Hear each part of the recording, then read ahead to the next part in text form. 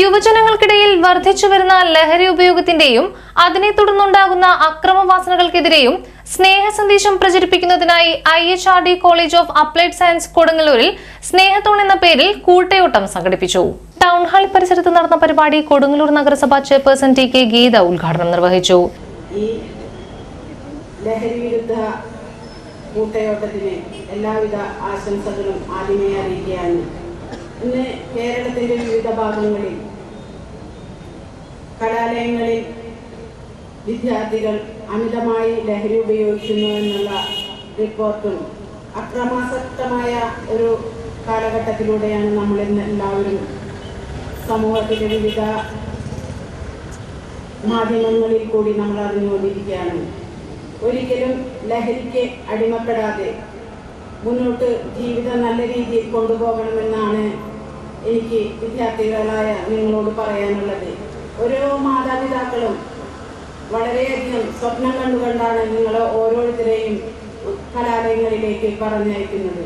അപ്പോൾ അവരുടെ സ്വപ്നം പൂവണിക്കുക എന്നുള്ളത് മാത്രമല്ല, നിങ്ങളുടെ ഭാവി സുരക്ഷിതമാകുന്നതിനും നല്ല ആരോഗ്യത്തോടു കൂടിയുള്ള ഒരു സാമൂഹിക അന്തരീക്ഷത്തിൽ ജീവിക്കണമെന്നുള്ളത് ഓരോ സമൂഹത്തിലുള്ള ഓരോ വ്യക്തികളുടെയും കടമയാണ്.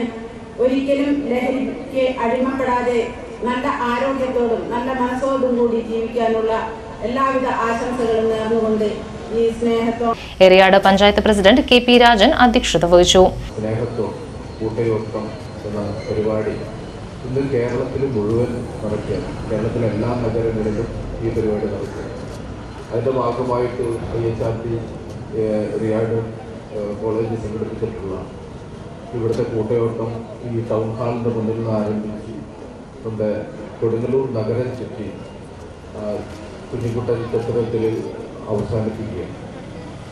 Kodungallur police sub inspector TM Kashyapan, Kodungallur IHRD college PTA vice president KB Ramesh എന്നിവർ സംസാരിച്ചു.